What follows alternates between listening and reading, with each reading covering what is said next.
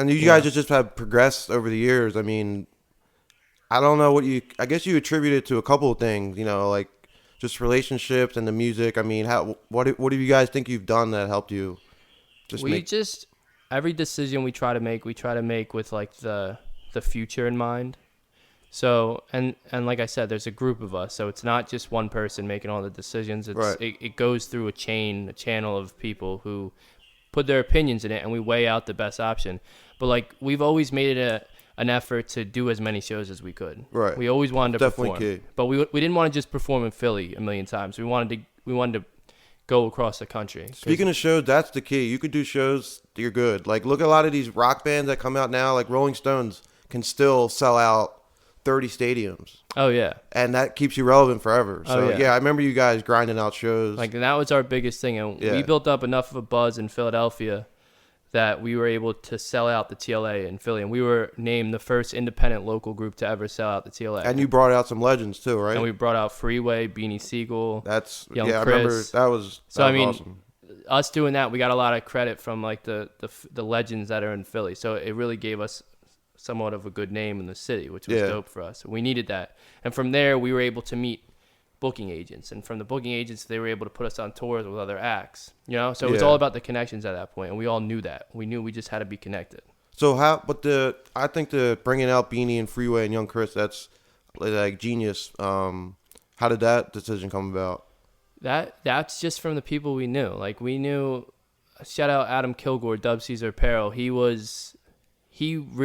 met him at a studio a couple years back, and he was connected with all the rappers in the city. Yeah, I don't really know him, but shout out to him because I see their brand and they do a good job too. Oh yeah, Dub Caesar Apparel, man. Yeah, I mean, he connected me with a lot of like the Philly scene as far as like the rappers go. Man, I got to interview him. Yeah, he's a dope guy. I'll introduce you to him. Yeah, dude, that would be sick. And so from there, we met Freeway through him.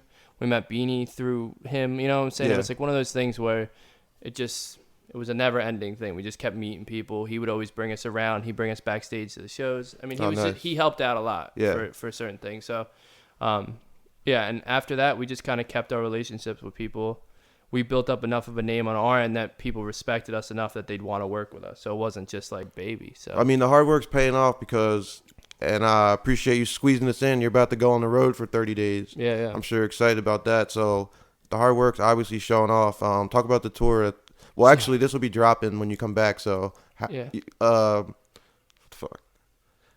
Whatever. We could just say it was before the tour. Yeah, so, cool. yeah. So, I mean, how long have you been on the road before? So we did, previously we were on tour with rapper G-Eazy. He's an Oakland rapper. Yeah, he's big. I saw him, some show, I think Lil Wayne show, maybe. Yeah. He was opening he was on tour. He was at the Roots Picnic this year, I think. Yeah, he was, yeah. We were out, he opened for Lil Wayne, and he was on Drake's tour. He's dope, but he's doing his own thing now. And we were on tour with him for like 25 days. Then after that, we went into the Air tour. What's that? Air is a Boston hip-hop group. Oh, nice, okay. So we went on tour for them for like 30 days. And now we're doing something with OCD. So, we're direct support for their tour. So how do you, like, even mentally, everything, prepare for 30 days on the road? Do you think about it every second, or do you it's something I'm constantly thinking about. I think everybody's thinking about that. Yeah. We separated like what our tasks are before we hit the road. So we have people dealing with certain things. I'm dealing with like all the advances for the shows. So I'm making sure that we get all the information we need for when we pull up to the venue, sound checks, times like that. And I'm also just dealing with like hotels and stuff. That's something we're doing. We got Sam. He's dealing with all the sponsorships and just getting everything together on that end. See, that's like you got to be a real company and have people handling certain responsibilities. And we got John. You guys got it. Yeah, John's always dealing with the music side of things, trying to get all the production in, trying to get some beats from different artists, trying to collab. So I mean, we have like I said, we have a good team of people just working towards the same goal. So it's efficient. So do you guys have an actual record label? Is it Ground Up Records?